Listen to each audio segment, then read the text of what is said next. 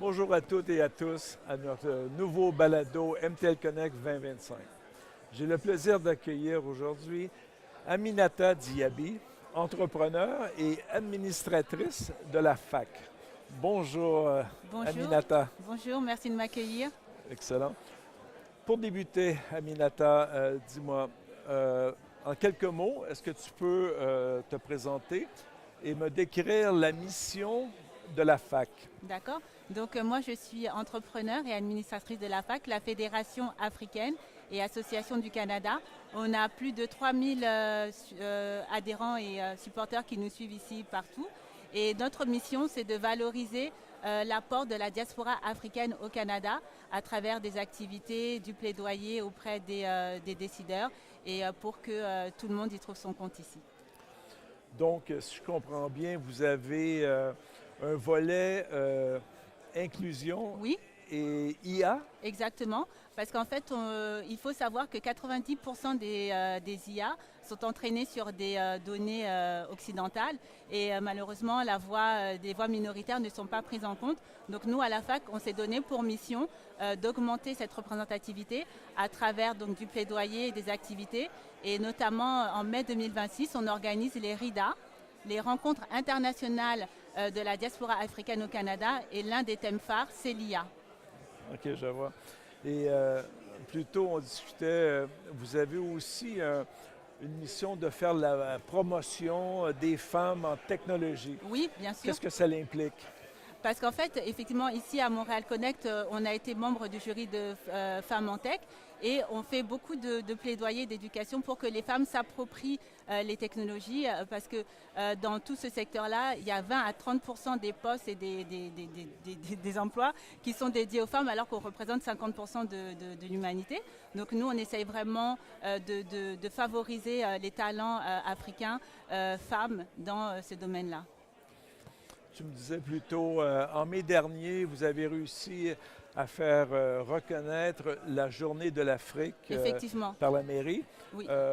Quel est le bénéfice ou pourquoi avez-vous cherché à obtenir cela?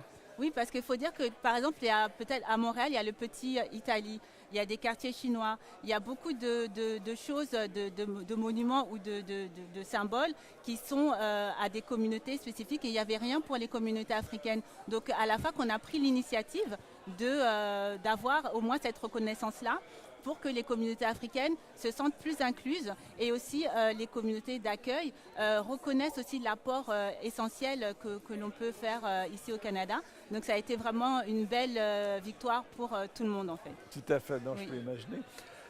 Comme tu sais, le thème de cette année, c'est Révolution.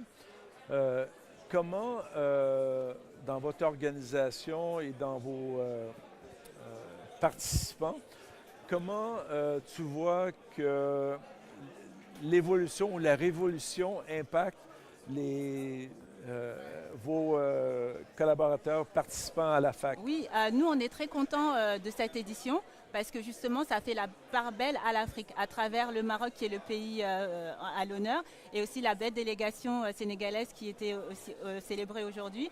Et j'ai remarqué, si vous voyez, il y a beaucoup de talents africains qui sont venus participer spontanément aussi à cet événement. Donc la révolution, c'est qu'aujourd'hui, la communauté africaine prend pleinement conscience et commence à prendre sa place de plus en plus dans ce genre d'initiative qui est fait pour mailler et au final bâtir un Canada et un Québec plus fort et inclusif. Quelques questions rapides. L'IA, pour toi, c'est quoi? L'IA pour moi c'est un outil d'inclusion en fait parce que c'est vrai que au-delà de tout l'apport technologique, ça permet de relier les gens qui physiquement ne peuvent pas se rejoindre, que l'on soit par exemple en Chine, en Afrique ou autre. Ça permet des collaborations et des synergies qui autrement n'auraient peut-être pas pu se faire. Qu'est-ce qui freine encore la transformation numérique en Afrique? Alors en Afrique, c'est l'accessibilité beaucoup. Parce qu'il faut savoir que, par exemple, tout repose sur Internet et les données. Et en Afrique, ça coûte très cher, tout ça. Ici, on prend pour acquis parce que c'est comme c'est courant. Mais en Afrique, il faut dire que la majorité de la population n'a pas Internet de façon courante parce que c'est assez cher. Donc malheureusement, c'est ça qui freine. Mais il y a beaucoup d'initiatives qui voient le jour, notamment... comme je disais, pour la conférence qu'on essaye de faire en mai, notre invité exclusif, Muntaga Keita, qui a une entreprise Tulip Industries, qui est numéro 1 dans la santé en Guinée. Donc il y a quand même, malgré ces obstacles-là, des entrepreneurs qui s'approprient ça et qui essayent de changer les choses. Donc, Super. Pour terminer, révolution numérique, pour toi, c'est quoi? La révolution numérique, pour moi, c'est une opportunité, une occasion d'inclure tout le monde et de bâtir un avenir meilleur ici au Canada. C'est un beau message. Merci beaucoup, Aminata, pour cet échange. Merci, à bientôt. Merci à toutes et à tous et à la prochaine.